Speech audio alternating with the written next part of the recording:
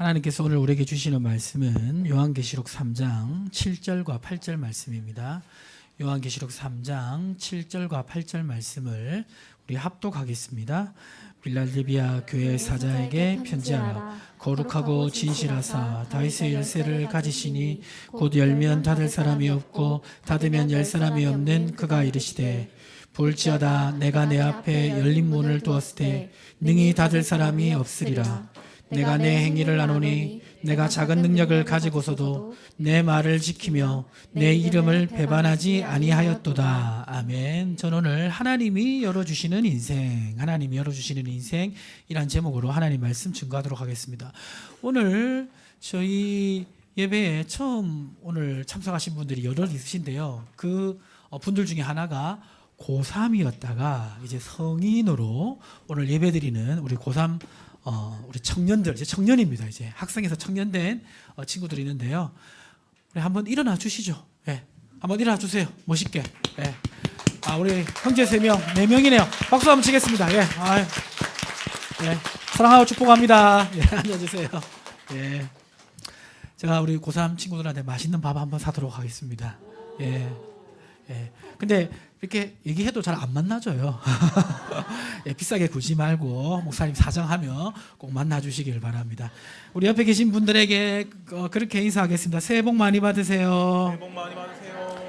예, 새해 하나님 주시는 복 많이 받으시기를 주님으로 축복합니다. 네. 저는 오늘 하나님이 열어주시는 인생, 하나님이 열어주시는 인생이란 제목으로 하나님 말씀 증거하도록 하겠습니다.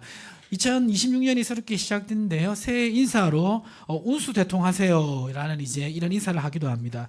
이 운수대통이라는 말의 의미가 뭐냐면 이 운이 너무 강해서 자신이 좀 부족하고 모자라도 그 운의 기운에 의해서 복을 경험하는 게 운수대통이라는 의미입니다. 그러니까 내가 좀 못나도 큰 대운을 만나서 잘 되는 거, 그게 운수대통이라는 말의 의미입니다. 그만큼 이제 이 운이란 것이 우리의 삶에 참 중요하다고 생각하는 사람들이 많습니다. 운칠기삼이란 말이 있는데요. 운칠기삼. 이 뜻이 뭐냐면 어떤 일이 잘 되려면 운이 70%고 실력은 30%라는 그런 의미입니다. 여러분 동의하십니까? 그러니까 내가 아무리 실력이 있어도 운이 없으면 안 된다. 이게 이제 운칠기삼이라는 말인데요. 그만큼 사람들이 어느 정도는 경험적으로 이 말을 한다고 생각도 듭니다. 그만큼 운이 중요하다. 이렇게 여긴다라는 것을 알 수가 있는데요. 그런데 오늘 본문에 보면 정말 실력이 없음에도 불구하고, 아예 실력이 없음에도 불구하고 하나님께서 열어주시고 축복하시는 인생이 있다라고 말씀하고 있습니다. 오늘 말씀해 보면 하나님께서 빌라델비아 교회에게 하늘의 열린 문을 열으셔서 큰 축복을 주실 것을 말씀하고 있는데요. 이 빌라델비아 교회는 어떤 교회였냐면, 이 빌라델비아 교회는 규모가 크지 않았습니다. 크지 않았고 작은 교회였는데, 작은 교회였음에도 불구하고 나름대로 조직이 잘 갖춰져 있는 교회였습니다. 딱 들으니까 어느 교회가 생각납니까? 우리 샘물교회가 생각이 나죠. 이제 그런 교회였던 것 같아요. 이 빌라델비아 그 지역은 원래는 굉장히 상업적으로 이 부유하고 농사도 잘 되고 이 그 교통도 굉장히 좋은 도시였는데요. 그런데 지진이 한번 일어나고 나서는 사람들이 도시를 많이 떠나므로 경제적으로 또 어려움을 겪었던 도시이기도 합니다. 당시 이 시대는 로마 제국이 그리스도인 공동체를 핍박하고 있었고요. 그리고 유대인 공동체가 있었는데, 이 유대인 공동체들은 이제 기존에 유대인이었다가 크리스찬이 된 사람들을 굉장히 싫어했습니다. 그리고 유대인들은 그때 당시 로마 이 제국으로부터 여러 가지 혜택을 받고 있었습니다. 세금 혜택도 받고 있었고 여러 가지 혜택을 받고 있었는데, 이 유대인 공동체들이 어떻게 이 그리스도인들을 핍박했냐면요. 유대인이면서 그리스도인 된 사람들은 우리 유대인 공동체와 다르다, 이렇게 주장을 해서 로마 제국으로부터 오는 그런 혜택을 못 받도록 그렇게 끊어버렸습니다. 그리고 여러 가지 실력 행사를 통해서 그리스도인 공동체를 핍박하고 있었습니다. 그래서 당시 이 빌라델비아 지역의 교회 성도들이 당면했던 질문은 바로 이런 질문이었을 것입니다. 제가 한번 적어봤는데요. 우리 옹범형제가 한번 읽어주실까요? 신앙적인 가치관을 붙잡고 이 세상에서 생존할 수 있을까? 예. 과연 믿음 생활을 하면서 로마 제국은 우리를 핍박하고 유대인 공동체도 공격하고 경제적으로도 어려운데 과연 믿음을 가지고 우리가 살아남을 수 있을까? 믿음을 가지고 살면 정말 생존할 수 있을까? 이 질문이 그때 당시 빌라델비아 교회 공동체의 질문이었을 거라고 생각합니다. 여러분 어떤 질문을 하고 계십니까? 올 한 해 26년도 우리가 믿음으로 살아가려고 하는데 우리가 정말 믿음으로 살면 이 세상에서 현실 세계에서 과연 살아남을 수 있을까? 이런 고민은 심각하게는 안 하시죠? 그렇지 않습니까? 왜냐하면 뭐 로마 제국처럼 우리를 핍박하는 국가가 있는 것도 아니고 우리 신앙의 자유가 있잖아요. 그렇죠? 그리고 그리스도 공동체를 직접적으로 공격하는 그런 공동체가 있는 건 아니잖아요. 최근에 이제 이단 세력이 의정부에서 좀 증응하고 있습니다. 제가 카톡에도 올렸는데요. 저희 지역 주변에서 그나마 아주 큰 교회라고 여겨지는 그 교회가 있어요. 예, 제가 카톡에 올렸는데 그 교회가 이제 건축을 하고 이제 건물을 이제 지어서 들어갔는데 지금 이제 어떤 이단에 의해 그 건물이 넘어가려고 한다라는 그런 소문이 들고 있습니다. 그래서 참 안타까운데요. 그런데 이 이단이 지금 그 건물만 살려고 하는 게 아니라 우리 옆에 있는 INC 건물 거기에도 지금 입주해 있고, 그렇죠? 어저께 제가 밥 먹으러 가는데 저한테 막 이렇게 막 전도를 하시더라고요. 여자 세 분이 그 추운 날씨에. 그래서 참 이게 마음이 좋지 않았습니다. 하지만 이렇게 이단이 증언해도 아직까지 우리를 직접적으로 핍박하는 그러한 세력이 있는 것은 아닙니다. 그렇죠? 그러다 보니까 사실 생존의 문제까지 우리가 고민할 일은 많이 없습니다. 하지만 우리가 고민하고 있는 문제가 있습니다. 그것은 뭐냐면 저는 이 질문이라고 생각합니다. 우리 다영 집사님 한번 읽어주실까요? 예, 읽으시면 됩니다. 신앙적 가치관을 유지하면서 성공적인 삶을 살 수 있을까? 생존의 문제까지는 고민을 안 하시는 분들이 많으실 겁니다. 물론 하시는 분들도 있겠죠. 그런데 그거보다 좀 더 현실적인 질문은 뭐냐면 내가 정말 믿음을 유지하면서도 이 세상을 잘 살 수 있을까? 세상을 잘 살기 위해서는 신앙적 가치관이 아니라 다른 어떤 것을 추구해야 되지 않을까? 이런 고민들은 아마 다 하고 계실 것입니다. 그래서 오늘 우리가 한번 살펴볼 이 내용은 뭐냐면 우리가 이 세상 속에서 살아가면서 신앙적 가치관을 유지하면서도 정말 생존할 수 있을까? 또 성공할 수 있을까? 정말 신앙적 가치관을 유지하면서 또 성공하는 삶을 살아가기 위해서는 우리가 기억해야 될 것이 무엇일까? 이것을 한번 살펴보길 원하는데요. 첫 번째 우리가 기억해야 될 것이 있습니다. 첫 번째 기억해야 될 것 같이 한번 읽어보겠습니다. 시작. 우리의 삶의 열쇠를 주님이 가지고 계십니다. 우리의 삶의 열쇠를 누가 가지고 계신다고요? 주님이 우리 인생의 열쇠를 가지고 계시다는 것입니다. 열쇠가 없으면 문을 열 수가 있습니까? 없습니까? 없죠. 저기 헌금함도 열쇠가 없으면 열 수가 없습니다. 그렇죠? 있어야 헌금함의 열쇠로 헌금을 꺼낼 수도 있습니다. 이 교회 문도 잠기면 열쇠가 없으면 열 수가 없는 것입니다. 마찬가지로 우리 인생도 그 인생을 열어주시는 분이 있다는 것을 우리는 기억해야 됩니다. 계시록 3장 7절 말씀을 우리 이쪽에 있는 성도님들만 한번 읽어보시겠습니다. 3장 7절 한번 읽어보시겠습니다. 시작. 빌라델비아 교회의 사자에게 편지하라. 거룩하고 진실하사 다윗의 열쇠를 가지신 이 곧 열면 닫을 사람이 없고 닫으면 열 사람이 없는 그가 이르시되. 자, 여기 보니까 하나님께서 어떤 열쇠를 가지고 계시다고 말씀하고 있습니까? 다윗의 열쇠를 가지고 계시다라고 말씀하고 있습니다. 다윗의 열쇠라는 것은 뭐냐면 원래 그 다윗의 열쇠는 예루살렘 궁의 입출입과 모든 재정을 관리하는 열쇠, 왕의 권력을 상징하는 열쇠입니다. 그러니까 왕이 가지고 있는 모든 자원을 백성에게 줄 수 있잖아요. 그것을 상징하는 열쇠가 다윗의 열쇠입니다. 그런데 하나님이 다윗의 열쇠라고 하는 것은 하늘에 있는 모든 축복을 여는 열쇠를 의미하는 것입니다. 그 열쇠를 누가 가지고 계시다? 하나님께서 가지고 계시다는 것입니다. 이 다윗의 열쇠는 다윗의 인생을 봐도 알 수가 있는데요. 다윗은 원래 출신이 뭐 하던 출신이죠? 목동 출신입니다. 그때 당시 이스라엘 사회에서 가장 어떻게 보면 천하고 낮은 일을 하고 있었던 사람입니다. 그런데 하나님께서 이 다윗을 어떤 사람으로 만들어 주셨습니까? 사무엘하 7장 8절을 우리 여기 계신 분들만 같이 한번 읽어보겠습니다. 시작. 그러므로 이제 내 종 다윗에게 이와 같이 말하라.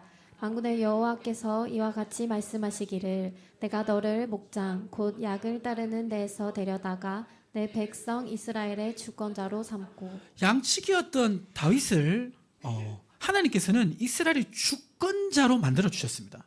어떻게 보면 다윗이 워낙 뛰어난 인물이고 훌륭한 인물이니까 자신의 힘으로 양치기에서 왕까지 되었겠지 생각하지만 전혀 그렇지가 않습니다. 역대상 17장 8절에 보면 이 다윗의 인생의 배후에 누가 역사했는지 성경은 분명하게 얘기하고 있습니다. 우리 청년들만 한번 같이 읽어볼까요? 내가 어디로 가든지 내가 너와 함께 있어 내 모든 대적을 내 앞에서 멸하였은즉 세상에서 존귀한 자들의 이름 같은 이름을 내게 만들어 주리라. 자, 그러니까 다윗이 왕이 될 수 있었던 결정적인 원인은 누구에게 있는 것입니까? 하나님께서 다윗의 인생 가운데 함께 하셔서 주관하셨기 때문에, 다윗을 도와주셨기 때문에 다윗이 주권자가 될 수 있었던 것입니다. 다윗이 골리앗을 무엇으로 넘어뜨렸죠? 물맷돌로 넘어뜨렸습니다. 그런데 이스라엘에 물맷돌을 잘 던지는 사람은 다윗만 있었던 게 아니에요. 저기 50m, 100m의 병뚜껑을 던져서 맞출 수 있는 사람이 이스라엘은 많이 있었습니다. 그러나 그러한 실력이 있었음에도 불구하고 골리앗 앞에 설 수 있었던 사람은 누굽니까? 하나님을 전적으로 의지하는 다윗이 설 수 있었던 것입니다. 그래서 다윗이 하나님을 의지해서 골리앗을 넘어뜨릴 수 있었고 목동에서 이스라엘 영웅으로 발돋움할 수 있었던 것입니다. 이 다윗의 일생을 보면요, 왕이 되고 나서도 여러 가지 정복 전쟁에서 하나님의 도우심으로 모든 일이 형통케 되었다라고 말씀하고 있습니다. 사무엘하 8장 11절과 13절에 보면 다윗 왕이 정복한 모든 나라에서 은과 금을 얻었고 주변의 모든 나라들을 제압했다라고 말씀하고 있습니다. 자, 이렇게 다윗이 그런 형통의 삶을 누릴 수 있었던 이유를 성경에서는 또 이렇게 얘기합니다. 사무엘하 8장 14절 말씀, 사무엘하 8장 14절 말씀을 우리 다영 집사님 한번 읽어주실까요? 다윗이 에돔에 수비대를 두되 온 에돔에 수비대를 두니 에돔 사람이 다 다윗의 종이 되니라. 다윗이 어디로 가든지 여호와께서 이기게 하셨더라. 다윗이 어디로 가든지 누가 이기게 하셨더라? 여호와께서 이기게 하셨더라. 하나님이 문을 열어주시니까 오른쪽에서 싸워도 왼쪽에서 싸워도 하나님께서 형통케 하셨다라고 말씀하고 있습니다. 그래서 이제 제가 몇 번 인용하긴 했는데요, 다윗이 자신의 인생에 이러한 하나님의 도우심과 축복을 경험한 것을 인생 마지막에 이렇게 고백하고 있습니다. 사무엘하 23장 5절에 이렇게 고백하고 있죠. 내 집이 하나님 앞에 이같이 아니하냐.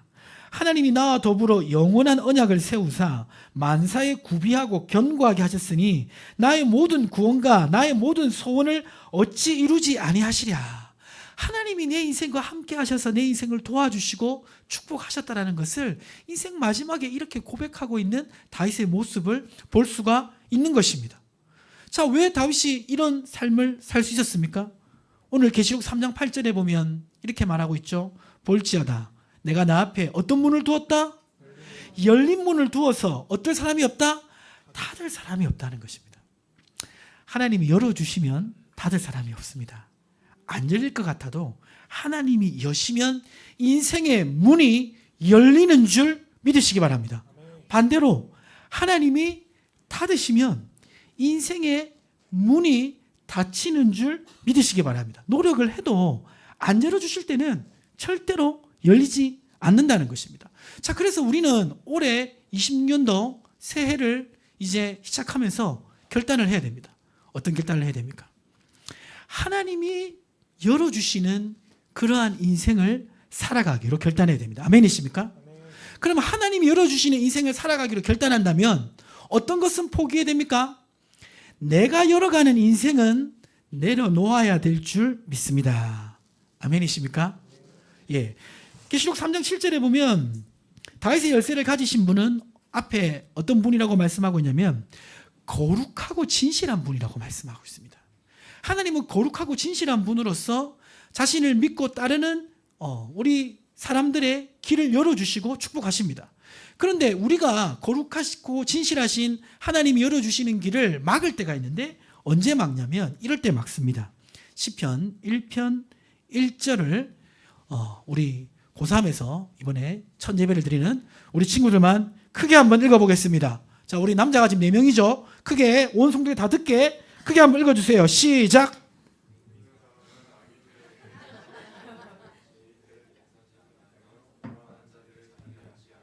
아멘. 예.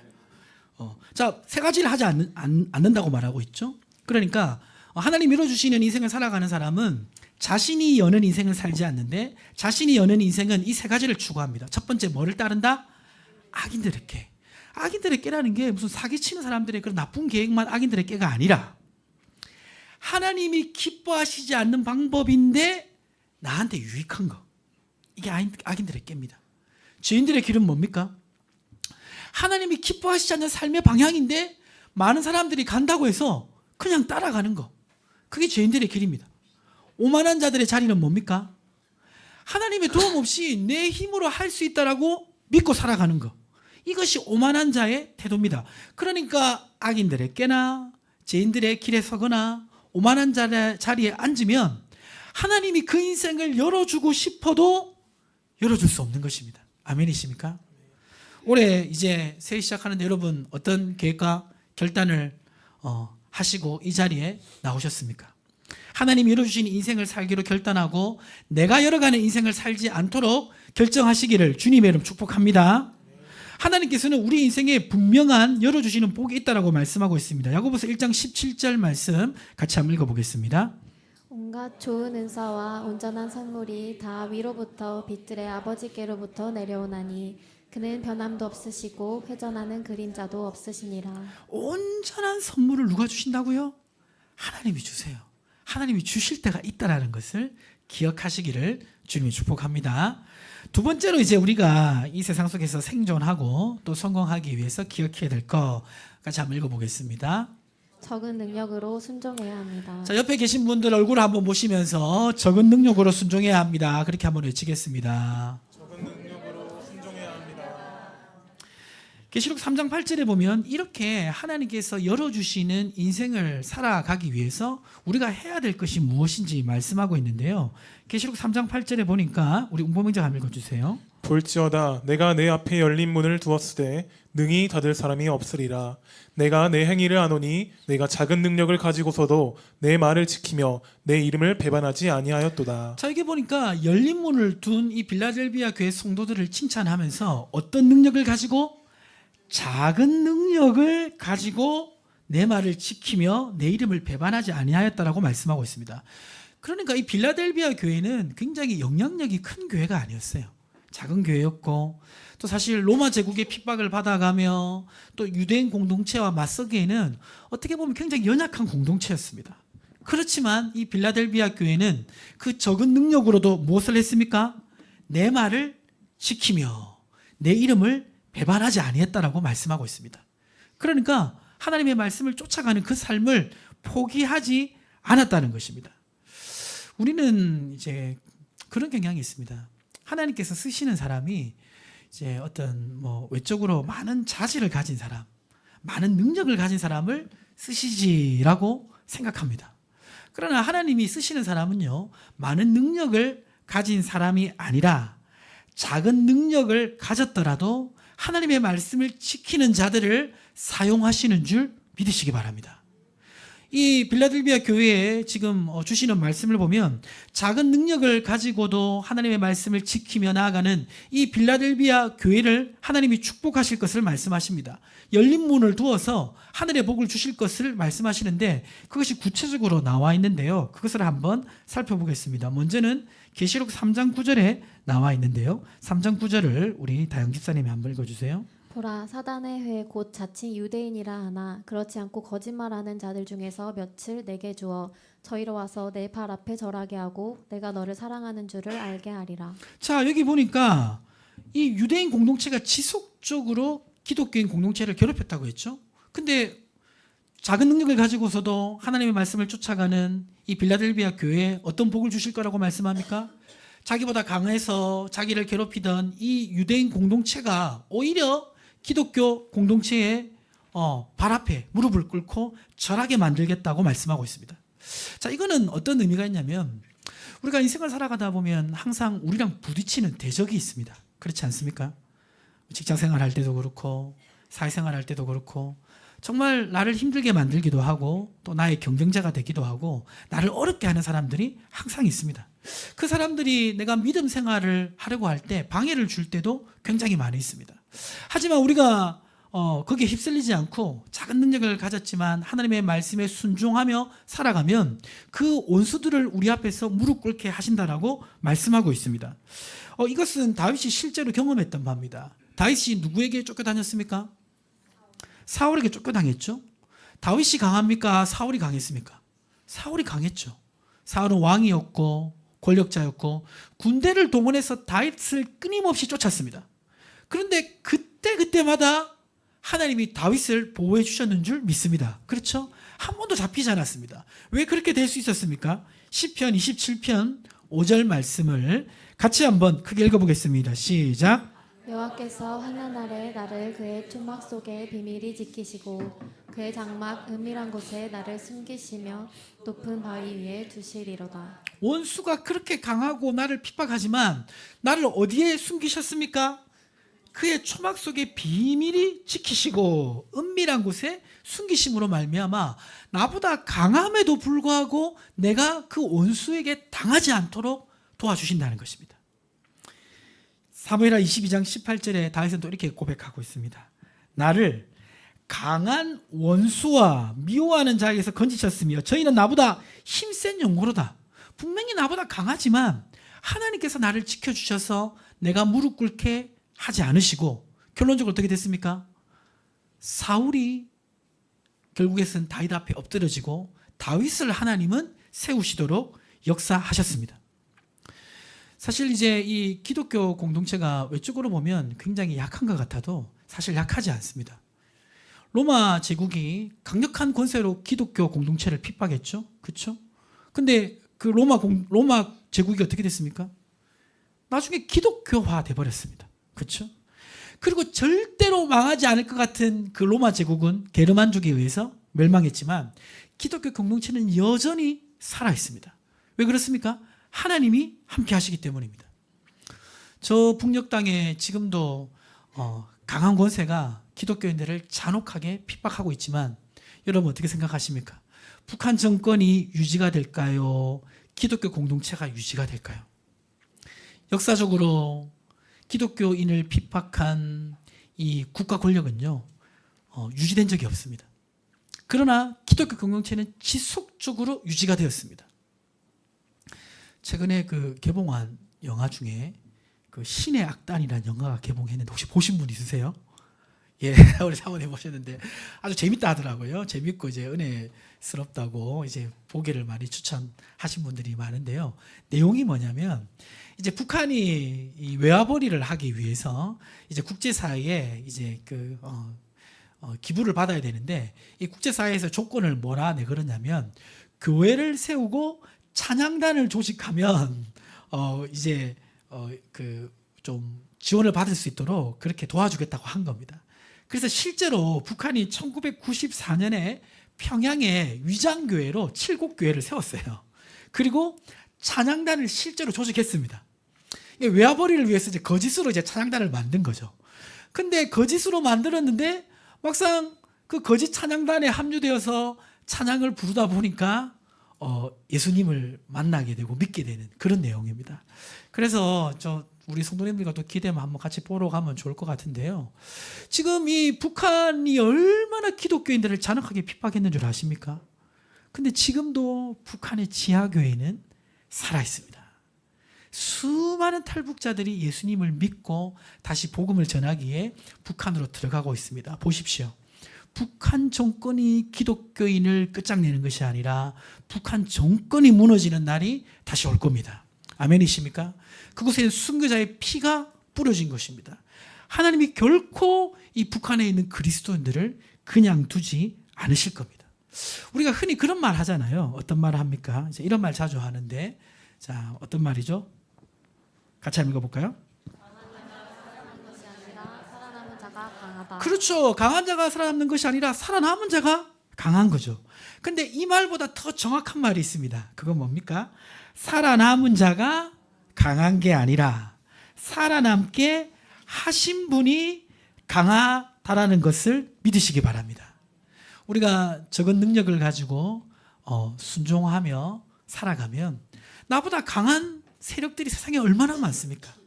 하지만 그럼에도 불구하고 우리가 무릎 꿇는 게 아니라 그들이 우리 앞에 무릎 꿇을 수 있도록 우리의 삶을 지켜주실 줄 믿습니다. 그래서 올 한 해 우리가 살아가는 삶의 정 속에서 우리를 대적하는 많은 사람들이 있다 할지라도 두려워하지 마시고 작은 능력을 가지고 주님의 말씀에 순종하며 올 한 해 살아가시기를 주님의로 축복합니다. 또 이 작은 능력을 가지고 순종하며 살아가는 사람에게 주시는 축복이 또 있습니다. 계시록 3장 10절인데요. 계시록 3장 10절 같이 한번 읽어보겠습니다. 내가 나의 인내의 말씀을 지켰은즉 내가 또한 너를 지켜 시험의 때를 면하게 하리니 이는 장차 온 세상에 임하여 땅에 거하는 자들을 시험할 때라. 자, 지금 이 인내의 말씀을 지키며 작은 능력으로 순종하는 이 빌라델비아 교회 공동체에 하나님 어떤 또 약속을 주고 계시냐면 너를 지켜 어떤 때를 면하게 한다라고 말씀하고 있습니까? 자, 이 시험의 때는 크리스찬들에게만 오는 시험을 얘기하는 것이 아니라 이 땅의 모든 사람에게 오는 시험의 때를 말합니다. 자, 이것은 주로 어떤 것을 의미하냐면 크게 보면 뭐 전쟁이라든지 기근이라든지 이런 것을 얘기합니다. 우크라이나 전쟁이 일어났을 때 그리스도인만 어려움을 당한 것이 아니라 거기에 있는 모든 그 국민들이 다 어려움을 당했죠. 그렇죠? IMF가 이 땅에 왔을 때 우리 국민들 대부분 어려움을 당했습니다. 그처럼 이 땅의 모든 사람들이 겪는 그런 어려움을 얘기하고 있습니다. 이 어려움을 믿는 사람이나 믿지 않는 사람이나 다 겪어야 되는데 그런데 작은 능력을 가지고 순종하는 사람은 무엇을 넘길 수 있도록 해주시냐면 그 사건 사고를 통해서 시험에 들거나 넘어지는 것이 아니라 그 시험의 때를 잘 이길 수 있도록 도와주신다라고 약속하고 있는 것입니다. 올 한 해 어떤 일이 일어날 것인가요? 뭐 국가적으로도 일어날 수 있지만 우리 개인적으로도 올 한 해 이런 사건도 일어날 수 있고 저런 사건도 일어날 수 있잖아요. 그렇죠? 예측할 수 없는 그런 두려움이 있습니다. 그러나 작은 능력을 가지고 순종하며 따라가는 사람에게 하나님은 그 시험의 때를 넘어갈 수 있도록 은혜를 주신다라고 약속하고 있는 것입니다. 이것을 믿으십니까?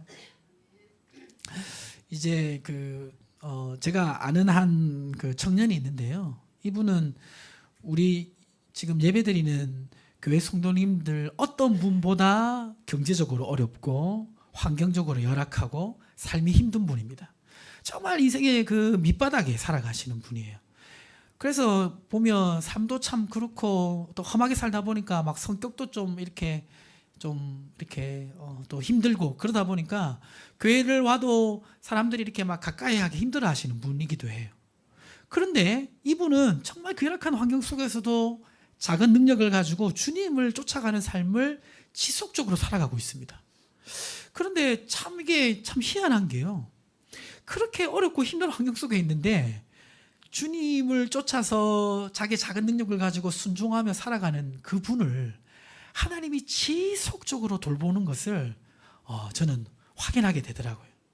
그래서 저는 이 말씀을 정말 확실히 선포하고 우리 성도님들에게 말씀드릴 수 있을 것 같습니다. 시편 37편 25절 말씀입니다. 같이 한번 읽어볼까요? 내가 어려서부터 늙기까지 의인이 버림을 당하거나 그의 자손이 걸식함을 보지 못하였도다. 우리는 올 한 해 이런 일도 있고 저런 일도 있으면 어떡하지? 우리 환경이 이렇고 내 여건이 이렇고 어떻게 살아가지 싶어도 작은 능력을 가지고 주님을 쫓아가는 사람의 그 삶을 하나님 그때그때 인도하시는 줄 믿습니다. 시험에 들도록 넘어지도록 하는 게 아니라 그 시험을 이기고 살아갈 수 있도록 지켜주시고 붙들어 주신다라고 약속하고 있는 것입니다. 말씀을 마무리하도록 하겠습니다. 이제 25년도는 지나갔고요. 이제 26년도가 시작됐습니다. 새해를 시작하는 여러분 어떤 마음으로 시작하고 있습니까? 한편으로는 기대감과 소망을 가지고 시작할 것입니다. 기대감과 소망 너무나 좋습니다. 그런데 우리가 정말 기억해야 될 첫 번째 진리는 뭡니까? 우리 인생을 열어주시는 분이 누구다? 하나님이시라는 것입니다. 하나님이 내 인생을 열어주셔야 우리가 축복의 길을 걸어갈 수가 있는 것입니다. 하나님이 열어주시는 축복의 길을 걸어가기 위해서는 뭘 포기해야 됩니까? 내가 열어가려고 하는 인생은 포기해야 되는 것입니다. 악인의 꾀와 죄인들의 길과 오만한 자 자리에 앉는 것을 포기하고 하나님 열어주시는 축복을 붙잡고 살아가는 한 해 되시기를 주님을 축복합니다. 두 번째 기억할 것 있습니다. 두 번째 기억할 건 무엇입니까? 작은 능력을 가지고 순종하며 따라가야 된다는 것입니다. 우리의 삶의 환경은 늘 어렵습니다. 또 우리를 공격하는 그런 대적들도 있습니다. 하지만 나는 연약하지만 작은 능력을 따라서 말씀을 순종하는 그 사람을 하나님은 세워주실 줄 믿습니다. 그리고 올 한 해 어떤 사건이 일어날지 모르지만 그 모든 사건 속에서 시험 들지 않고 그 사건을 넘어서 승리할 수 있도록 우리 인생을 축복해 주실 줄 믿습니다. 오늘 말씀 잘 기억하시고 26년 한 해 하나님이 열어주시는 한 해를 살아가시기를 주님의 이름으로 축복합니다. 하나님 아버지,